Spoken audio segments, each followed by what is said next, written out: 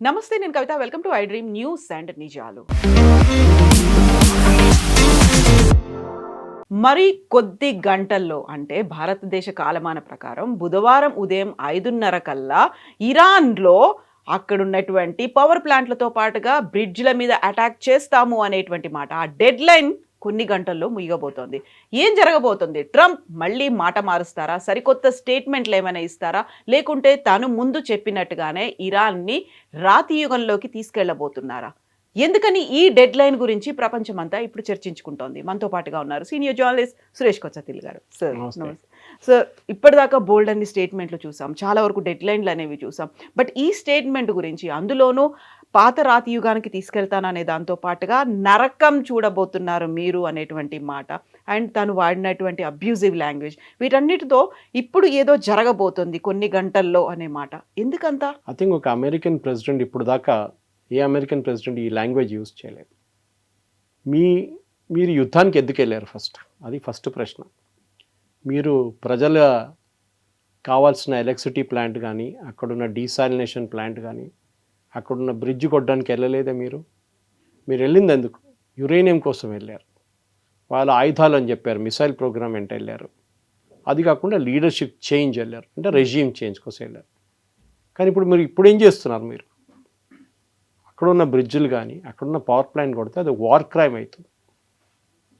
అంటే ఇంటర్నేషనల్ లాలో ప్రజలు, common people వాడే ఏదైనా ఫెసిలిటీ ఉంటే దాన్ని కొట్టకూడదు. అది నీళ్ళ ఫెసిలిటీ ఉండొచ్చు, పవర్ సప్లై ఉండొచ్చు, బ్రిడ్జెస్ ఉండొచ్చు, రోడ్లు ఉండొచ్చు, ఏదైనా ఉండొచ్చు. స్కూల్స్ అండ్ హాస్పిటల్స్ ఎలాగూ ఉంటాయి. ఇప్పుడు రష్యా యుక్రెయిన్ యుద్ధం మొదలైనప్పుడు ప్రెసిడెంట్ పుతిన్ వ్యతిరేకంగా ఏం ఆరోపణలు వచ్చినాయి? ఆయన పవర్ ప్లాంట్లు కొట్టారు, వాళ్ళ బిల్డింగ్స్ కొట్టారు, వాళ్ళ బ్రిడ్జెస్ కొట్టారు.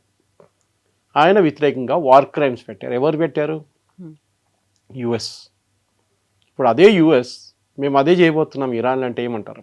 ప్రెసిడెంట్ పుతిన్ చేసిన అదే వార్ క్రైమ్స్ని ఇప్పుడు ట్రంప్ రిపీట్ చేయబోతున్నారు. కొత్తదేం లేదు దాంట్లో.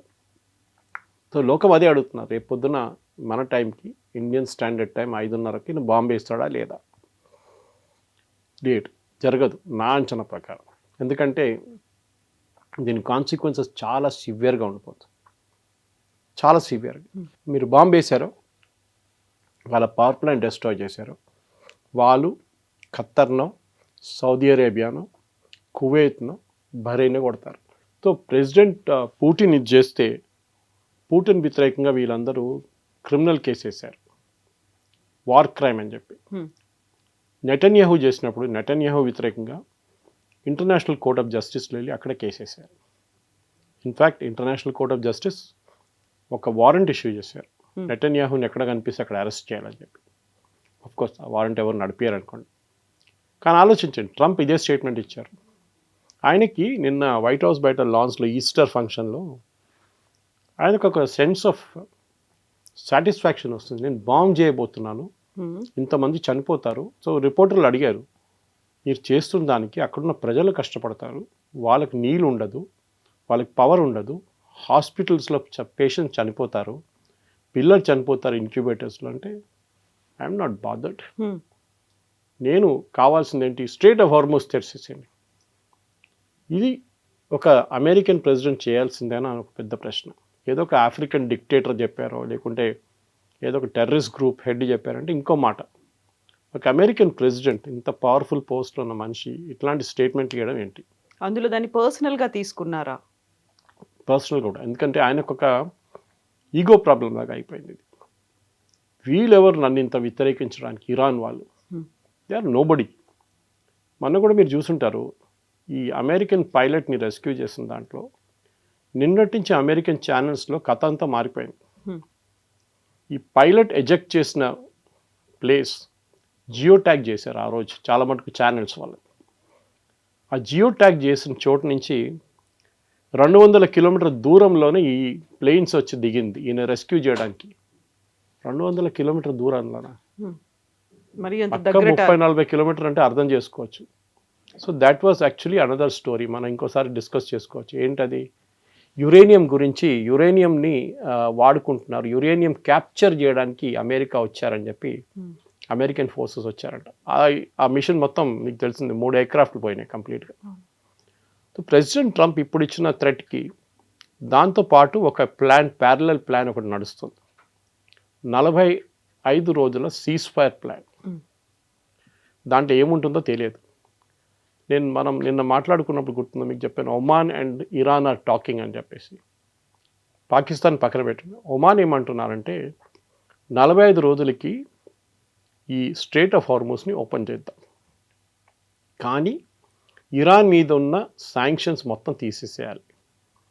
అంటే ఇరాన్కి ఇంకా రెవెన్యూ వస్తుంది, వాళ్ళు ఆయిల్ అమ్ముకుంటారు, దాంతో వాళ్ళు కొన్ని రోజులు క్వైట్గా కూర్చుంటారు, దాని తర్వాత అందరూ మర్చిపోతారు. ట్రంప్కి ఒక ఎగ్జిట్ ప్లాన్ ఇస్తున్నారు. ఎవరు? ఒమాన్. ఎందుకంటే 45 రోజుల తర్వాత ఎవరు అడగరు ట్రంప్ ఎక్కడ, యురేనియం ఎక్కడ, బ్రిడ్జ్లు ఎక్కడ, పవర్ ప్లాంట్ ఎక్కడ అని అడగరు. So you better quietly go away. మీరు కూడా మాకు విక్టరీ అయిపోయింది, గెలిచేసామని చెప్పేసి వెళ్ళిపోండి. స్ట్రేట్ ఆఫ్ హార్మూస్ని 45 రోజులు మేము ఓపెన్ పెడతాం. ఓకే, బట్ 45 రోజుల తర్వాత ఏం జరుగుతుందో తెలియదు. యాజ్ ఆఫ్ నౌ ఇది పొజిషన్. ఎందుకంటే కవిత గారు మీకు గుర్తుంటుంది, ఇజ్రాయెల్ ఉన్నారు దీంట్లో, ఇంకో అన్నోన్ కాంపోనెంట్ ఇస్ ఇజ్రాయెల్. ఇజ్రాయెల్ది ఒక యాటిట్యూడ్ ఉంది. జూలైలో జరిగిన యుద్ధంలో 12 డే వార్లో ఆల్మోస్ట్ ఒప్పందం పెట్టడానికి వచ్చేసారు ఇరాన్, రెడీ అయిపోయారు. యురేనియం స్టాక్ పైల్ గురించి, మిస్సైల్ ప్రొడక్షన్ గురించి, డ్రోన్ ఫిస్ అన్నీ తీసుకొచ్చారు. ఈవెన్ డెమోక్రసీ తీసుకురావడానికి కూడా వాళ్ళు అగ్రీ అయ్యారు. కానీ ఆ టైంలోనే ఇజ్రాయెల్ వచ్చి బాంబు వేశారు. ఈసారి కూడా అదే జరిగింది. ఆల్మోస్ట్ జెనీవాలో ఒమాన్ ఫారెన్ మినిస్టర్ అంటున్నారు, we were ready to sign, and మీరు అది చూస్తే, డాక్యుమెంట్ చూస్తే will be surprise that Iran ఎంత మట్టుకు అగ్రీ అయ్యారు అని. కానీ కరెక్ట్ అదే టైంలో మళ్ళీ ఇజ్రాయెల్ వచ్చి బాంబు వేశారు. ఇప్పుడు అంటున్నారు, మనం మూడోసారి కూర్చొని మాట్లాడిన తర్వాత, ఇదంతా చేసిన తర్వాత మళ్ళీ వచ్చి బాంబు వేస్తారా అని అడుగుతున్నారు.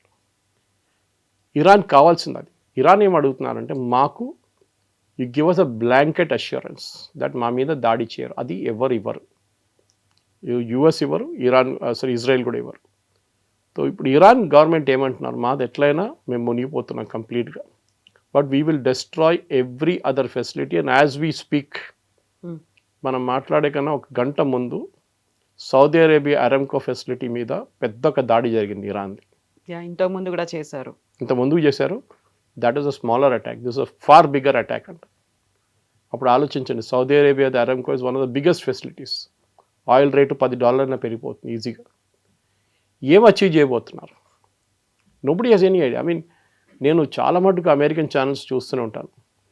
ఒక్క channel except maybe Fox News, ఎందుకంటే అది ఆయన ఛానలే ఫాక్స్ న్యూస్, అందరు ఇదే అంటున్నారు. ఒక అమెరికన్ ప్రెసిడెంట్ మేము ఇవాళ దాకా చూడలేదు. ఈవెన్ రిటైర్డ్ జనరల్స్ అంటున్నారు, 4-star జనరల్స్, మేము ఎన్నో ప్రెసిడెంట్ కింద సర్వ్ చేశారు మేము, వాళ్ళు మా దగ్గర ఒపీనియన్ అడుగుతారు, చెప్పండి ఇది చేస్తే నాకేమైనా ఆప్షన్స్ ఇవ్వండి అంటారు. వీళ్ళు 3-4 ఆప్షన్స్ ఇస్తారు.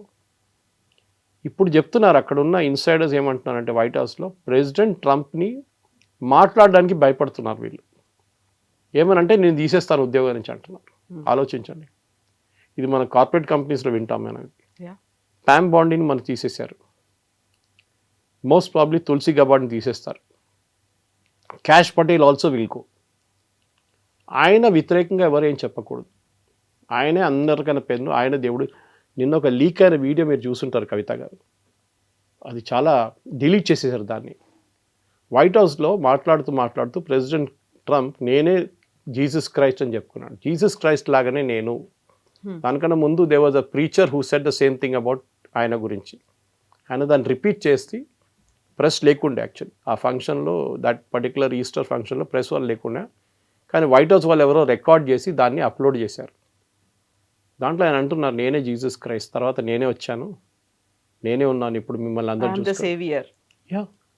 యాక్చువల్గా ఇప్పుడు ఇరాన్ మీద కావచ్చు, అంతకుముందు ఉన్నటువంటి వెనిజువెలా మీద కావచ్చు, అంతకుముందు లిబియాలు, ఇరాకులు, వీటన్నిటి మీద చేసినట్టుగా అదర్ కంట్రీస్లో ఉన్నటువంటి సుప్రీం లీడర్స్ కావచ్చు, లేకపోతే ఆ ప్రెసిడెంట్స్ని, వాళ్ళందరినీ ఎలా అయితే తొలగిస్తున్నారో, ఇక్కడ తనకి ఎవరైతే అపోజ్ చేస్తున్నారో, తన మాటని ఎవరైతే యాక్సెప్ట్ చేయట్లేదో, అమెరికాలో కూడా వాళ్ళని తొలగించడం అంటే ఇంకా నాకు ఎదురు లేదు అనేటువంటి ఒక సందేశం ఆయన ఏమన్నా ఇస్తున్నారా? కరెక్ట్. ఎందుకంటే డిక్టేటర్స్ ఇట్లానే బిహేవ్ చేస్తారు. మీరు చూసుంటారు, ఇదీ అమీన్ కానీ, ఉమర్ గద్దాఫీ కానీ, సద్దాం హుస్సేన్ కానీ, వీళ్ళందరూ డిక్టేటర్స్ ఏం చేస్తారంటే వాళ్ళ వ్యతిరేకంగా ఎవరైనా మాట్లాడితే వాళ్ళని సీన్ నుంచి తీసేస్తారు, ఐదర్ చంపేస్తారు లేకుంటే పంపించేస్తారు ఎక్కడికైనా.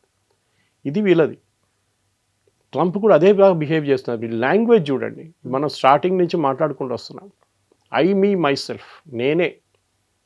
వి అని మాట యూస్ చేయరు ట్రంప్. మేము అందరు కలిసి డిసైడ్ చేశామని చెప్పి లేదు. మీరు ఒక ఇండిపెండెంట్ కంట్రీని మొత్తం ధ్వంసం చేసాం, స్టోనేజ్కి పంపిస్తామంటే మీకు ఎంత సెన్స్ ఆఫ్ సాటిస్ఫాక్షన్ వస్తుంది. ఇప్పుడు కూడా చాలామంది 1700 మంది అంతా చనిపోయారు. కానీ ట్రంప్ ఏమంటున్నారు, వాళ్ళు 45,000 మందిని చంపారు అక్కడున్న గవర్నమెంట్ అని. మళ్ళీ మీరెంతమందిని చంపారు, దానికి కౌంట్ ఉందా లేదా? ఇది ప్రాబ్లం. అండ్ అమెరికాలో రిపబ్లికన్స్ కూడా భయపడుతున్నారు. కొంచెం మంది ఇప్పుడు ప్రైమరీ మేము పోటీ చేయము ఈసారి మిడ్ టర్మ్ పోల్స్ అని చెప్పిన వాళ్ళు బయటకు వచ్చి మాట్లాడుతున్నారు. ఎందుకంటే వాళ్ళకి పోవాల్సింది ఏం లేదు, అయిపోయింది. వాళ్ళు they are not contesting as an MP again. ఈ పరిస్థితిలో ట్రంప్ని అక్కడి నుంచి ఆపడానికి నాకు తెలియదు లీగల్లీ యుఎస్ సుప్రీంకోర్టుకి ఏదైనా దీంట్లో లీవే ఉంటుందా తెలియదు, లేదనుకుంటా. కానీ అట్లీస్ట్ అరబ్ నేషన్స్, చుట్టుపక్కల ఉన్న అరబ్ నేషన్స్, సౌదీ అరేబియా కానీ, సౌదీ అరేబియాకి చాలా ఇన్ఫ్లుయెన్స్ ఉంది, యూఏఈ కానీ, బహ్రెయిన్ కానీ, ఖత్తర్ కానీ, వీళ్ళు వచ్చి మాట్లాడే ప్రెసిడెంట్ ట్రంప్తో చెప్పుంటారు వాళ్ళు. బహుశా దీనికన్నా ముందు చేసినప్పుడు చెప్పుంటారు ఆయన. దానికోసం ఆయన తొలగించారు కదా, డెడ్ లైన్ ఎక్స్టెండ్ చేశారు. That impact is going to be on us also అని. ఇరాన్ వాళ్ళ దగ్గర ఉన్న అన్ని ఆయుధాలు వాడుకుంటారు, because nothing left for them. అయిపోయింది వాళ్ళకి, ఏం చెప్తారు, ఎండ్ ఆఫ్ ద వరల్డ్ లాగా అయిపోతుంది వాళ్ళకి. సో వాళ్ళు కూడా they will go all out, doubt లేదు. కవిత గారు చూడండి, నెక్స్ట్ ఇది రేపు పొద్దున 5:30కు జరుగుతాయి. ఎందుకన్నారు, ఈ gave a time line also. మీరు చూసుంటారు ఇవాళ స్పీచ్లో, ఆ ఈస్టర్ స్పీచ్లో ఈ said by 4 hours I will destroy everything. అంటే ఆయనకు ఎవరో ప్లాన్ ఇచ్చి ఉంటారు 4 గంటల సేపు. మీరు బ్రిడ్జ్లు డెస్ట్రాయ్ చేసి మీరు వాట్ విల్ యూ గెయిన్ అని చెప్పండి, అది చెప్తారు. ఏం సాధిస్తారు? ఏం లేదు. ఎందుకంటే ఆ బ్రిడ్జ్ మళ్ళీ తయారు చేయాలంటే మీకు సంవత్సరాలు పడుతుంది. మళ్ళీ ఎవరు ప్రజలు కష్టపడతారు? ఇరానియన్ రెవల్యూషనరీ గార్డ్సో లేకుంటే అక్కడున్న అయతోళ్ళకి ఏం ప్రాబ్లం ఉండదు, వాళ్ళే హెలికాప్టర్లు పోతారు కావాలంటే రేపు. వీళ్ళు ప్రజలు కష్టపడతారు. పవర్ ప్లాంట్ కొడితే ఎన్ని రోజులు పడుతుంది మళ్ళీ ఇంకో పవర్ ప్లాంట్ కట్టడానికి? రేపు హైపోథెటికలీ యూఎస్ మీద ఇట్లనే అటాక్ చేస్తే అప్పుడు యూఎస్ ఏమంటారు? టెర్రరిస్ట్ యాక్ట్ అంటారు దాన్ని. మీరు చేసేది ఏంటి? మీరు మిలిటరీ టార్గెట్స్ మీద కొట్టండి, నోబడీ విల్ స్టాప్ యూ. ఎవ్వరు ఆపరు మిమ్మల్ని. మీరు రెవల్యూషనరీ గార్డ్ పోస్ట్ మీదనో, రెవల్యూషనరీ గార్డ్ హెడ్ క్వార్టర్స్ మీదనో చాలా కొట్టారు వీళ్ళు బాంబులు. 15,000 బాంబులు చేశారు, మిస్సింగ్ బాంబ్ కేసెస్ అన్నమాట. మీరు దాని తర్వాత రాష్ట్ర ప్రజల మీద చేస్తున్నారు. అంటే ఇరాన్లో ఉన్న ప్రజలు కూడా మిమ్మల్ని నిన్న ఆయన దగ్గర అడిగారు, మీరు ఇటు చేస్తే ఇరాన్ ప్రజలు ఏమంటారంటే, మేము కొన్ని ఇంటర్సెప్ట్స్ మేము పట్టుకున్నాం, ఆ ఇంటర్సెప్ట్స్లో ఇరానియన్ ప్రజలు చెప్తున్నారంట మా పక్కన బాంబు పడ్డది, ఇంకొక పడేయండి బాంబు అంటున్నారంట. ఎవరైనా అంటారు అది? ఇప్పుడే మా పక్కన ఒక బాంబు పడ్డది, ఇంకో బాంబు పడండి, ఇంకో పంపించండి, ఇంకొన్ని బాంబులు పంపించని అంటున్నారంట. ఐ మీన్ లాజిక్ లేదు మాట్లాడిన దాంట్లో. ప్రజలు అక్కడి నుంచి బతికి బయటపడడానికి ట్రై చేస్తున్న బదులు ఫోన్ చేసి చెప్తారా ట్రంప్కి ఇంకో బాంబు వేయండి, ఇంకో 2 బాంబు. అదే టైంలో బీబీసీ నిన్న ఒక ఇంటర్వ్యూ చేశారు, ఒకటి కాదు, they did a series of interviews అక్కడున్న ప్రజలతోని. సో వాళ్ళ దగ్గర అడిగిన ఒకటే ప్రశ్న, ట్రంప్ బాంబు వేయబోతున్నాడు power plant and your bridges. So వాళ్ళేమంటున్నారు, నిన్నదాకా మేము ఈ గవర్నమెంట్ వ్యతిరేకంగా ఉండే, మేము రోడ్డు మీద వెళ్ళి ప్రొటెస్ట్ చేస్తాం, మా ఫ్రెండ్స్ చాలామంది చనిపోయారు, అప్పుడు మాకు ఈ గవర్నమెంట్ వ్యతిరేకంగా చాలా కోపం ఉండే, వ్యతిరేకత ఉండే, అయోతలాలు వీళ్ళ ఖమేనీ లాంటి వాళ్ళది. కానీ ఇప్పుడు మాకు ట్రంప్ వ్యతిరేకం అవుతుంది, we are angry with him and మేము వీ విల్ ఫైట్. ఎవరి కోసం? ద సేమ్ గవర్నమెంట్, వాళ్ళు ప్రశ్నించే గవర్నమెంట్ కోసం ఫైట్ చేస్తారంట. సో ఏం చేశారంటే, Trump has brought the government and people of Iran close. ఇంకా చాలా దగ్గరకు వచ్చేసారు వాళ్ళు. మీరు అచీవ్ చేయాల్సింది ఆపోజిట్ జరిగింది, రెజీమ్ చేంజ్ కాదు. రెజీమ్ వాళ్ళు ప్రజలు కలిశారు, ఇప్పుడు ఒకటే అయిపోయారు. ఇది ఐ థింక్ ఎవరైనా, నాకు కూడా తెలియదు ఎవరు మాట్లాడచ్చు ఆయనతోనని, ఎవరు మాట వినరు ఆయన. ఇట్లాంటి పరిస్థితుల్లోనే అట్లీస్ట్ అమెరికన్ ప్రజలు, వాళ్ళ దగ్గర ఒక 25th అమెండ్మెంట్ ఒక ఆప్షన్ ఉంది, దాని కింద vice president of US can take over because president is not in a capacity అని చెప్పేసి. కానీ అది కూడా ఆయన అంగీకరించరు. ఆయన దగ్గర ఏదో సీరియస్ మెంటల్ ఇష్యూ ఉంది ఆయనకి, దాంతోనే ఈ ప్రాబ్లం అంతా వస్తుంది కవిత గారు. సో ఇంగ్లీష్లో ఒక మాట ఉంటుంది sir, known devil is better than unknown God అనేది. అలా ఏమైనా ఇప్పుడు ఇరాన్లో ఉన్నటువంటి ప్రజలు భావిస్తున్నారా? గతంలో ఉన్నటువంటి ఖమేనీ తీసుకొచ్చినటువంటి నిర్బంధాలు కావచ్చు, వాళ్ళ మీద బుర్కా విధానం కావచ్చు, మిగతా అన్నిటినీ చాలా స్ట్రిక్ట్గా పెట్టేవాళ్ళు. ఇప్పుడు దానికి మించి ఇప్పుడు ప్రాణభయం అనేది ఇక్కడ ఉంది అనేటువంటి భావన అక్కడ ఏమైనా వస్తుందా? అది ఎగ్జాక్ట్లీ చేశారు. నిన్న అదే అంటున్నారు. మీరు ఈవెన్ సిఎన్ఎన్లో కొన్ని ఇంటర్వ్యూస్ చూశాను నేను, అక్కడున్న ప్రజలతో మాట్లాడుతున్నప్పుడు వాళ్ళు కూడా అదే అంటున్నారు. మాకు వీవర్ టోటలీ బాంబింగ్ మొదలైనప్పుడు February 28 ఖమేనీని చంపినప్పుడు వీఆర్ ఆల్ రియలీ హ్యాపీ. మేము పండుగ చేసుకున్నాం ఇంట్లో, ఆ రోజు క్వైట్ సెలబ్రేషన్ చేసుకున్నాం, రోడ్ల మీద కూడా వచ్చారు వచ్చినటువంటి చాలా మంది. మనం. కానీ ఇప్పుడు ట్రంప్ వ్యతిరేకంగా ప్రొసెషన్ తీయాలని మాకు అనిపిస్తుంది అంటున్నారు. ఎందుకంటే మా లైఫ్ హెస్ బికమ్ హెల్ అంటున్నారు వాళ్ళు. వాళ్ళ హాస్పిటల్స్ని కొడుతున్నారు, వాళ్ళ మెడికల్ ఫెసిలిటీస్ని కొడుతున్నారు, వాళ్ళ టాప్ మోస్ట్ ఇంజనీరింగ్ కాలేజ్ని కొట్టారు నిన్న తెహ్రాన్లో, ఇస్ఫహాన్లో వాళ్ళ న్యూక్లియర్ ప్లాంట్ దగ్గర కొట్టారు, బుషార్లో కొట్టారు. ఐఏఈ అంటున్నారు ఆ బుషార్ ప్లాంట్లో మీరు ఇంకా బాంబింగ్ చేస్తే అక్కడ చుట్టుపక్కల 5,000 కిలోమీటర్ దాకా ఎవరు ఉండలేరు. ఆలోచించండి, your entire Gulf will go 116 అయిపోతుంది అంతే. రేపు ఆయిల్ లేదు, గల్ఫ్ లోకానికి గ్యాస్ లేదు, ఏం దొరకదు. మళ్ళీ షెర్నోబిల్ లాగా ఇంకోటి తయారవుతుంది. ఐ థింక్ ట్రంప్ చాలా మటుకు ఒక ఏం చెప్తారు విచ్ సెండ్కి వచ్చేసారు ఇప్పుడు. ఆయనకు అర్థం కావట్లేదు ఆయనకి ఏం చేయాలని. ఆయనకి ఈగో ఏంటంటే ఈ గవర్నమెంట్ నేను చెప్పింది పట్టించుకోవట్లేదు, సో వీళ్ళకి ఒక పాఠం చెప్పాల్సింది, నేను బాంబేసి వీళ్ళని ఫినిష్ చేసేస్తాను. కానీ యూ కెనాట్ డూ దాట్. ఏదో ఒక రోజు మీ కర్మ మీద వెంట పడుతుంది మీది. అది ట్రంప్ కూడా తెలుసు. అది మీరు ఒసామా బిన్ లాదెన్ చేసింది కరెక్టా కాదు మనం అడిగేది చెప్పేది ఇక్కడ. వాజ్ 9/11 కరెక్ట్ కాదా అని. కానీ ఒక్కొక్కసారి అనిపిస్తుంది ఇట్లాంటి పని చేస్తే ఏదో ఒక రోజు అక్కడున్న ప్రజల్లో ఒకరు కూడా తిరిగి వచ్చి మీ మీద ఇట్లాంటి ఒక అత్యాచారం చేస్తే మీరేం చేస్తారు? You will sympathise with them saying you have done it to my country, I will do it to you అని. అదే జరగబోతుంది బహుశా. యూ హ్యావ్ క్రియేటెడ్ ఒక న్యూ సెట్ ఆఫ్ ఎనిమీస్ అనమాట. మీ దగ్గర ఇప్పుడు దాకా కొంతమంది అల్ఖైదా కానీ ఐసిస్ లాంటి వాళ్ళు తయారయ్యారు. ఇంకా రేపు కొత్త ఐసిస్ కొత్త అల్ఖైదా తయారవుతారు. ఇట్లాంటి హిట్లర్ ఏం చేశాడు? ఇదే చేశాడు కదా. హిట్లర్ వెంట మాస్ జెనోసైడ్. ఒక particular group of people which are Jews, వాళ్ళని తీసుకొని గ్యాస్ చేంబర్లో పంపి లక్షల మందిని చంపారు ఆయన. ఆ హిట్లర్ని ఇప్పుడు కూడా మనం హిట్లర్ అంటాం. ఇప్పుడు ట్రంప్ కూడా ఒక హిట్లర్ లాగా తయారవుతున్నాడు. దట్ ఈస్ క్రియేటింగ్ ఒక వార్ క్రైమ్ చేసి అక్కడున్న ప్రజల్ని చంపుతున్నారు. ఎందుకంటే వేలాది మంది చనిపోతారు, దీంట్లో డౌట్ లేదు. So he should be contained. ఆయన్ని అమెరికన్ కాంగ్రెస్ కానీ రిపబ్లికన్ పార్టీ కానీ ఒక అగ్రిమెంట్కి వచ్చి ఈయనని he should be removed as the president of United states. అది ఒకటే సొల్యూషన్, ఇంకేం లేదు. ఇప్పుడు ఇంత అవుతున్నప్పుడు నెతన్యాహు అయితే ఏం మాట్లాడట్లేదు. ఐదర్ ఇరాన్ మాట్లాడుతుంది, ఆర్ఎల్స్ డొనాల్డ్ ట్రంప్ మాట్లాడుతున్నారు. సైలెంట్గా ఇజ్రాయెల్ తన పని తను చేసుకుపోతోందా అనుకున్నప్పుడు ఇంత అగ్రెసివ్గా డొనాల్డ్ ట్రంప్ ముందుకెళ్తున్నాడు. Then what is Netanyahu is doing అనేది? See, this war is Netanyahu's war actually. మీరు గుర్తుండదు, ఫస్ట్ డే February 28 రోజు it was Israeli bombing. America participate చేయలేదు దాంట్లో. వాళ్ళు బాంబు వేస్తున్నాడు, మేము కూడా ఏం చేసుకోవాలి, పక్కన కూర్చొని చూడాలని చెప్పి వచ్చాడు ట్రంప్. కానీ ఆయన ఎప్పుడు ఆయన వైల్డెస్ట్ డ్రీమ్తో అనుకోలేదు ఇది ఇట్లా అవుతుంది, స్ట్రెయిట్ ఆఫ్ హార్మూజ్ బ్లాక్ అయిపోతుంది, దాంతో లోకంలో ఉన్న మొత్తం అన్ని ఎకానమీస్ దెబ్బతింటుందని అనుకోలేదు ఆయన. ఇప్పుడు ఎకానమిస్ట్ ఏమంటున్నారు, నిన్న చాలా ఫేమస్ 2-3 ఎకానమిస్ట్ అమెరికన్ ఛానల్స్లో మాట్లాడితే ఏమన్నారంటే, అదారు అడిగిన ప్రశ్న ఇది, రేపు ఈ యుద్ధం ఆగిపోతే ఎన్ని రోజుల్లో ఒకటి ఆయిల్ ప్రైసెస్, సెకండ్ లోకంలో ఉన్న ఫైనాన్షియల్ స్టాక్ మార్కెట్స్ ఎన్ని రోజులు పడుతుంది నార్మల్ సెన్స్కి రావడానికి? వాళ్ళంటున్న నెల కాదు, సంవత్సరాలు పడుతుందంట. అమెరికన్ స్టాక్ మార్కెట్స్ కానీ, యూరోపియన్ స్టాక్ మార్కెట్ కానీ, ఏషియన్ స్టాక్ మార్కెట్స్, అది కాకుండా ఆయిల్ ప్రైసెస్. మీరు ఆయిల్ తవ్వి బయటికి తీయొచ్చు, కానీ మీరు రిఫైనరీ పనిచేయట్లేదు. నిన్న మనం మాట్లాడుతూ మన ఇంటరాక్షన్ అయిన తర్వాత గంట తర్వాత ఇజ్రాయెల్ వెళ్ళి సౌత్ పార్స్ మీద కొట్టారు, ఇరాన్ గ్యాస్ ఫీల్డ్స్ మీద. ఇరాన్ ఊరుకుంటారా? ఇప్పుడు ఖత్తర్ని కొడతారు. ఆల్రెడీ గ్యాస్ ఫెసిలిటీ ఆగిపోయింది ఖత్తర్ది, ఇంకా కొడితే లేను, అది 10 సంవత్సరాలు పడుతుంది మళ్ళీ రిపేర్ చేయడానికి. So what are you trying to achieve? ఇప్పుడు ఇజ్రాయెల్ ఇప్పుడు ట్రంప్ మాట వినకుండా కూడా చేస్తుంది. ఎందుకంటే ఈ ఫస్ట్ టైం సౌత్ పాస్ కొట్టినప్పుడు కవిత గారు మీకు గుర్తుంటుంది, ప్రెసిడెంట్ ట్రంప్ ఒక వార్నింగ్ ఇచ్చాడు ఇజ్రాయెల్కి, నెవర్ డూ దాట్ అగైన్ అని చెప్పారు నెటన్యాహుకి. Hmm. ఎందుకంటే దాని ఇంపాక్ట్ చాలా ఉంటుంది, డిఫరెంట్ ఉంటుందని చెప్పారు. కానీ అదే జరిగింది నిన్న. అగైన్ ఈ హిట్ సౌత్ పాస్. అంటే ప్రెసిడెంట్ ట్రంప్ తెలియకుండా చేస్తున్నారా, తెలిసే చేస్తున్నారు.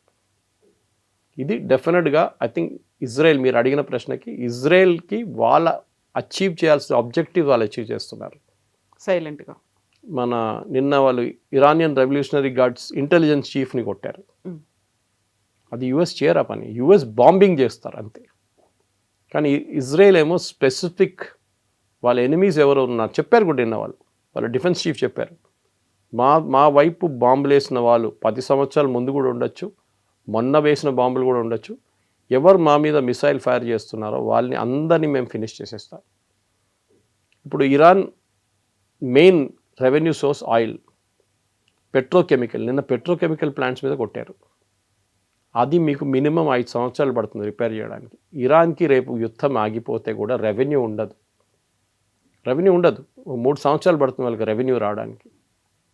ట్రంప్ ఏమంటున్నాడు, ట్రంప్ తో అడిగారు, మీరు ఈ యుద్ధం రేపు ఇరాన్లో రెజీమ్ మారిపోయింది అనుకోండి, ఇరానియన్ ప్రజల్ని మీరేం I will make them rich అన్నారు. నేను ఆయన ఒక మాట అన్నాడు, కానీ none of the channels picked it up. Kavitha గారు, హీ సెడ్, ఇదన్నీ చెప్పిన తర్వాత, unfortunately American citizens want us to come back. అంటే అమెరికన్ సిటిజన్స్ అంటున్నారా మీ యుద్ధం చాలు, తిరిగి వచ్చేసేయండి అంటున్నారు. అన్ఫార్చునేట్లీ. దాంతోపాటు అడిగారు, what about American citizens who oppose the war? ఈ వార్ని వ్యతిరేకిస్తున్న అమెరికన్ సిటిజన్స్ గురించి ఏం చెప్పాలనుకున్నారు? దే ఆర్ ఫూల్స్ అన్నారు. వాళ్ళ ఓన్ సిటిజన్స్ని యూఆర్ కాలింగ్ దమ్ ఫూల్స్. మళ్ళీ ఒక అమెరికన్ ప్రెసిడెంట్కి ఇంకేం చెప్పాలండి? ఈ పరిస్థితుల్లోనే I think president Trump has lost his marbles అంటారు ఇంగ్లీష్లో. ఆయన మెంటల్ కెపాసిటీ మొత్తం పోయింది. ఆయన ఏదేదో అంటున్నారు, ఏదేదో చేస్తున్నారు. స్టీవ్ విట్కాఫ్ కానీ, జేడీ వ్యాన్స్ కానీ, పీట్ హెస్గెత్ కానీ, వీరు ఎవ్వరి మాట ఆయన వినట్లేదు. He is just doing what he wants to do. ఇప్పుడు 45 days ఒక సీజ్ ఫైర్కి సంబంధించి కొంచెం ఏదో చర్చలు ఉన్నాయి, దానికి స్పెక్యులేషన్స్ అయితే జరుగుతున్నాయి. కానీ కరెక్ట్గా ఏం జరుగుతుంది, నిజంగానే 45 days సీజ్ ఫైర్ ఉంటుందా అనేది ఇంకా ఇట్ ఈస్ ఆన్ కార్డ్స్ అంటే అది డౌట్ఫుల్గా కనిపిస్తుంది. బట్ ఇంకొకరు ఎవరైనా వచ్చి ఇంటర్వ్యూన్ అవ్వాలి. యునైటెడ్ నేషన్స్ అనేది ఉంది, లేదు ఈ top countries, powerful other countries ఉన్నాయి, అవి కూడా ఎందుకు ఇంటర్వ్యూన్ అవ్వట్లేదు? అవి కూడా ఎందుకు మాట్లాడే ప్రయత్నం చేయట్లేదు? వాళ్ళు ఎవరు చెప్తే పట్టించుకుంటారా ట్రంప్? ఆయన నిన్న ఇంకో స్టేట్మెంట్ ఇచ్చారు, నేటో, ఈ హేట్స్ నేటో. నేటో అంటే ఆయనకి బీపీ ఎక్కువైపోతుంది ఆయనకి. నిన్న అంటున్నారు, పుటిన్ నా దగ్గర చెప్పారు నేటో గురించి, నేటో అంటే ఏంటని నన్ను ఎక్స్ప్లెయిన్ చేసి ఇచ్చాడు. నాకు చాలా ఐ వాజ్ రియలీ హ్యాపీ ఆయన ఎక్స్ప్లెయిన్ చేసిన తర్వాత, నేటో ఇదేనా అని చెప్పేసి. పుటిన్ చెప్పిన మాటకి విలువ ఇస్తున్నాడు ఆయన. ఇదే మనిషి బైడెన్ గవర్నమెంట్ ఉన్న టైంలో పుటిన్ని తిట్టారు. ఆ టైంలో పుటిన్ యుక్రెయిన్లో చేస్తున్న యుద్ధం కానీ అది హ్యూమన్ రైట్స్ వయలేషన్స్, అది పుటిన్ జైలు వేసేసేయాలి అన్నీ చెప్పారు. అదే ట్రంప్ ఇప్పుడు పుటిన్ సపోర్ట్ చేస్తున్నారు. రష్యా, కవిత గారు, ఈ యుద్ధం మొదలైనప్పటి నుంచి 2 దేశాలు అన్నిటికంటే ఎక్కువ రెవెన్యూ సంపాదిస్తున్నారు ఆయిల్ నుంచి.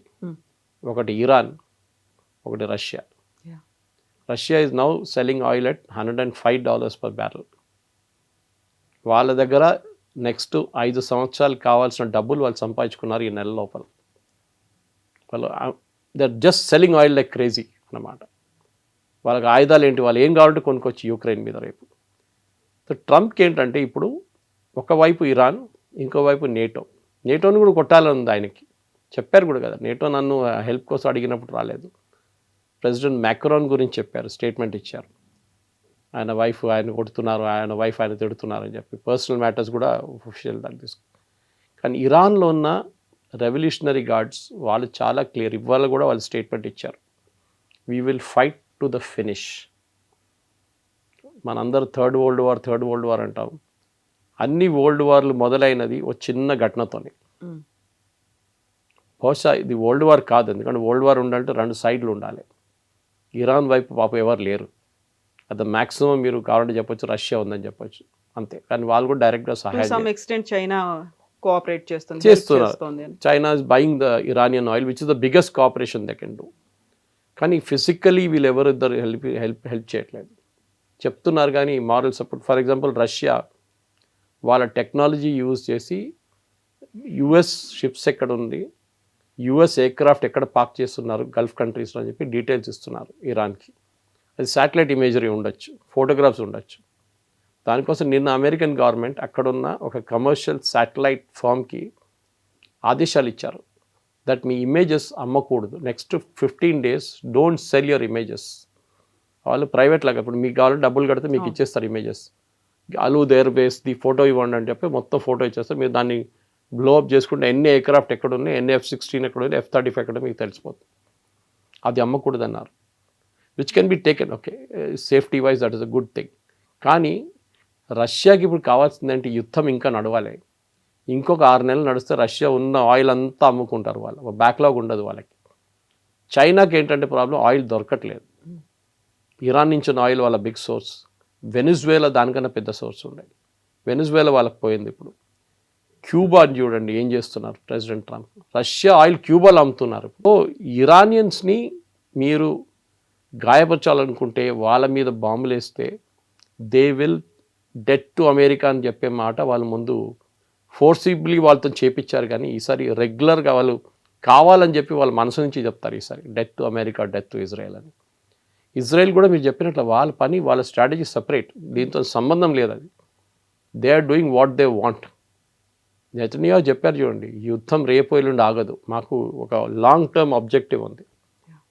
ఇరాన్ వాళ్ళ ప్రాక్సీస్ని కొట్టడం, హెజ్బుల్లా, హమాస్, హూతీస్, వీళ్ళని కొట్టిన తర్వాత మేము వీ విల్ రిలాక్స్. ఇజ్రాయెల్ లెబనాన్తో అంటే హెజ్బుల్లాతో నిన్ననో మొన్ననో మొదలుపెట్టలేదు యుద్ధం, 40 సంవత్సరాల నుంచి నడుస్తుంది. అప్పుడు ఆలోచించండి ఇజ్రాయెల్ ఎందుకు ఆపుతారు. వాళ్ళకి లాంగ్ టర్మ్ వ్యూ ఉంది, అమెరికాకి లాంగ్ టర్మ్ వ్యూ లేదు. ఏదో చేసి చూడండి, నిన్న కూడా ఆయన స్టేట్మెంట్ ఇచ్చి you know what is the biggest thing I can take from there అన్న, ఆయిల్. ఆయిల్ తీసుకుంటే చాలా డబ్బులు ఉంటుంది. వెనిజువేలాలో చూడండి, can you make a statement like that? ఒక ప్రెసిడెంట్ ఇంకో దేశానికి ఉన్న ఆయిల్ తీసుకెళ్ళి అమ్ముకుంటారు. వాళ్ళ రిసోర్సెస్ని ఎలా యూస్ చేసుకుంటారు. ఎస్, మన రేపు పాకిస్తాన్కి వచ్చి వాళ్ళని టేక్ ఓవర్ చేసి వాళ్ళ దగ్గర ఉన్న ఏం చెప్తారు రేర్ ఎర్త్స్ అమ్ముకుంటే ఎట్లా ఉంటుంది? ఏ దేశం చేయరు. సెల్ఫ్ రెస్పెక్ట్ ఉన్న ఒక్క దేశం కూడా చేయరు. వెనిజువేలాకి ఆప్షన్ లేకుండే, వాళ్ళ తల మీద తుపాకీ పెట్టి నువ్వు చేయంటే చేశారు వాళ్ళంతే. పాసిబ్లీ వాళ్ళ వైస్ ప్రెసిడెంట్కి మంచి డబ్బులు ఇచ్చి ఉంటారు, ఆమె హ్యాపీ, దేశం కాబట్టి ఈ దేశం అమ్ముకోండి. ఇరాన్ అలో చేయరు. Iranians are very very proud people. అది ట్రంప్ ఇవాళ డెడ్ లైన్ కాకపోతే రేపటి డెడ్ లైన్లో కూడా ట్రంప్ అది నేర్చుకుంటారు. Thank you so much sir.